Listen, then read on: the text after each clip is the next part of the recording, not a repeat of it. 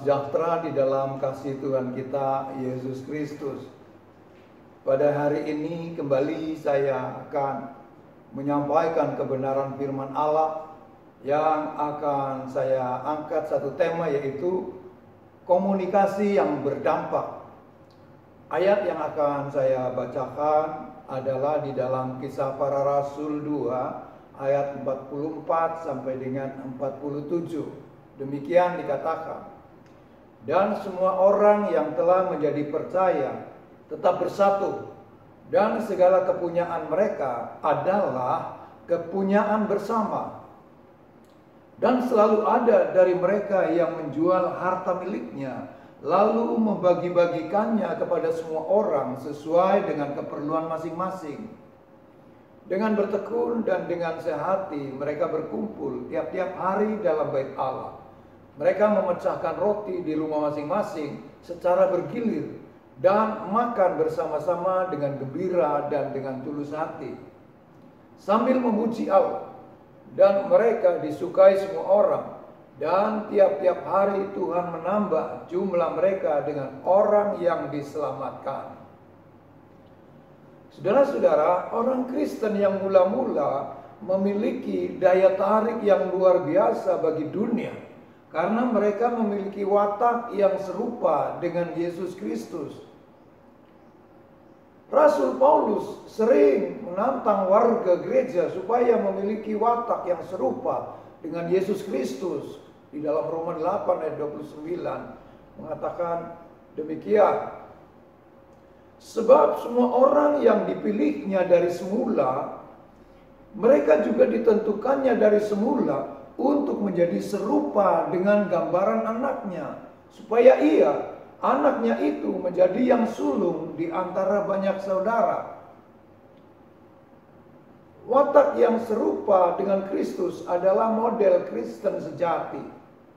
Apakah yang dimiliki oleh para pengikut Kristus yang mula-mula itu?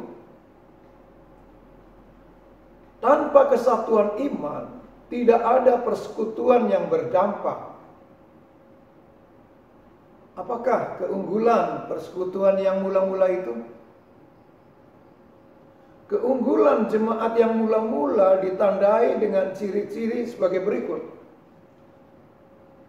Pertama, yaitu taat. Di dalam pasal 2 ayat yang ke-37 dikatakan demikian. Ketika mereka mendengar hal itu, hati mereka sangat terharu. Lalu mereka bertanya kepada Petrus dan rasul-rasul yang lain, apakah yang harus kami perbuat, saudara-saudara?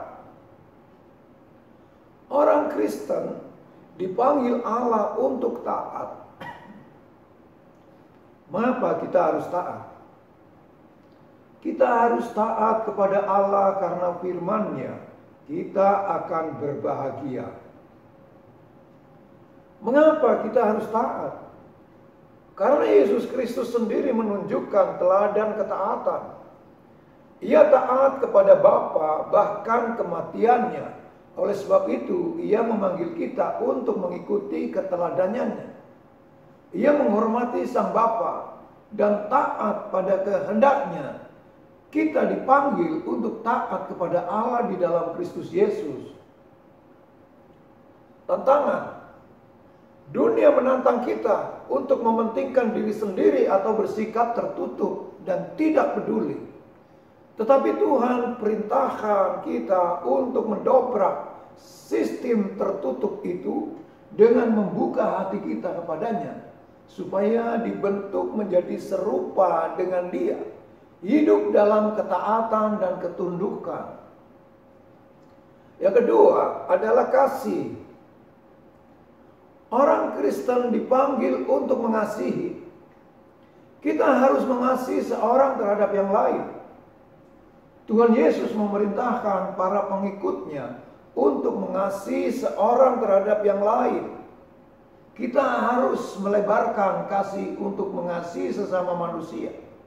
Sebab itulah tujuan hidup Kristus. Orang Kristen yang mula-mula mengasihi Kristus dan sesama. Mereka membagi apapun milik mereka dengan orang-orang miskin. Yang ketiga adalah sukacita.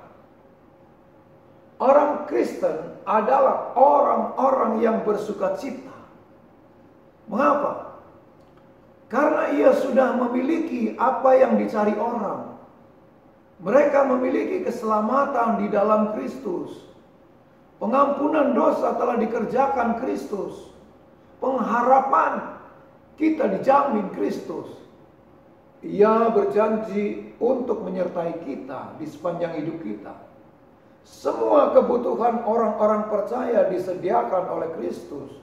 Maka kita harus bersukacita. Hidup adalah untuk dinikmati bersama dengan Tuhan.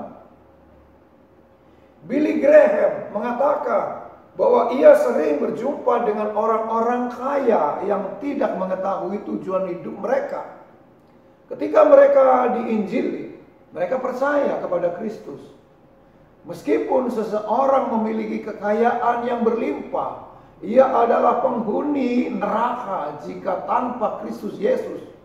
Mengapa? Karena keselamatan tidak dapat dibeli dengan uang. Demikian juga sukacita. Allah telah menyediakan jalan sukacita. Jiwa kita tidak dapat dipuaskan dengan materi, tetapi dengan sukacita dan ketentraman hidup. Allah menghendaki kita berlimpah-limpah dalam sukacita, bukan dalam materi. Bisakah kita menjadi orang-orang yang taat? Mampukah kita mengasihi Tuhan dan sesama? Dapatkah kita hidup dalam sukacita? Gereja mula-mula telah mewariskan sesuatu yang berharga bagi kita. Teladan ketaatan, mengasihi, dan hidup dalam sukacita sebagai orang-orang percaya pada abad ini. Kita dimampukan untuk taat, disanggupkan untuk mengasihi, dan diberi kesempatan mengalami sukacita. Yesus Kristus telah mati dan berkorban bagi kita. Oleh sebab itu, kita pun harus rela berkorban melalui tindakan kita, supaya kita memuliakan Kristus Yesus, Tuhan kita. Saudara-saudara, apa yang saya sampaikan, saya akan buat satu kesimpulan. Pertama, keunggulan warga gereja mula-mula ialah mereka semua memiliki citra hidup yang dikendalikan Roh Kudus. Citra inilah yang membentuk mereka menjadi komunitas yang serupa dengan Sang Kristus. Yang kedua, kita dipanggil untuk mengasihi Tuhan dan sesama. Kita dipanggil untuk menikmati sukacita di dalam Kristus. Kasih memerlukan pengorbanan. Kristus telah berkorban bagi kita dan membuktikan kasih-Nya. Kita pun harus rela berkorban demi kepentingan orang-orang lain dan Tuhan. Ketiga, orang yang percaya kepada Yesus Kristus dilihat dari wataknya dan tingkah lakunya. Apakah watak kita berdampak bagi orang lain atau sebaliknya mengecewakan? Amin. Saya sampaikan di sini agar semua apa yang saya sampaikan sebagai teladan daripada komunitas yang mempunyai dampak di dalam kehidupan ini, supaya di dalam panggilan kita sebagai orang-orang yang telah dipilih dan telah ditentukan dari semula untuk yaitu menjadi orang-orang yang memiliki integritas dan mengambil Yesus Kristus sebagai teladan untuk kita serupa dengan Dia. Puji Tuhan, sebelum saya mengakhirinya, saya akan berdoa bagi kita semua. Kita berdoa. Bapa di dalam sorga, di dalam nama Tuhan Yesus Kristus, hari ini kami bersyukur atas kemurahan dan anugerah daripada Tuhan dalam kehidupan kami. Pada hari ini kami memberitakan kebenaran firman Allah dan kami mengambil satu tema, yaitu komunitas yang berdampak, dan kami mengambil contoh atau teladan dari jemaat mula-mula, agar di dalam seluruh kehidupan kami bersama dapat memenuhi kehendak daripada Allah untuk kami menjadi taat, untuk kami saling mengasihi dan memiliki sukacita di dalam Engkau. Terima kasih Bapa di dalam surga, terima kasih biarlah firman Allah bagi kami semua mempunyai dampak positif untuk kami dapat menunjukkan kepada dunia ini bahwa Engkau telah memberikan perubahan-perubahan dalam kehidupan kami untuk menjadi teladan bagi banyak orang. Terima kasih Bapa di dalam surga, kami berdoa bagi saudara-saudara kami yang percaya di dalam iman kepada Tuhan Yesus Kristus dimanapun berada. Tuhan, Engkau pun memelihara kehidupan mereka semua. Engkau memberikan penyertaan, perlindungan, dan Tuhan menyembuhkan bagi mereka yang sakit di dalam nama Tuhan Yesus Kristus, dan memberkati segala pekerjaan-pekerjaan mereka semua, ataupun usaha apapun juga Tuhan berkati, supaya nama Tuhan dipermuliakan melalui kehidupannya masing-masing. Terima kasih Bapa di dalam sorga, kami mengalaskan doa kami hanya di dalam berkat nama Tuhan Yesus Kristus dengan ucapan syukur. Haleluya. Amin.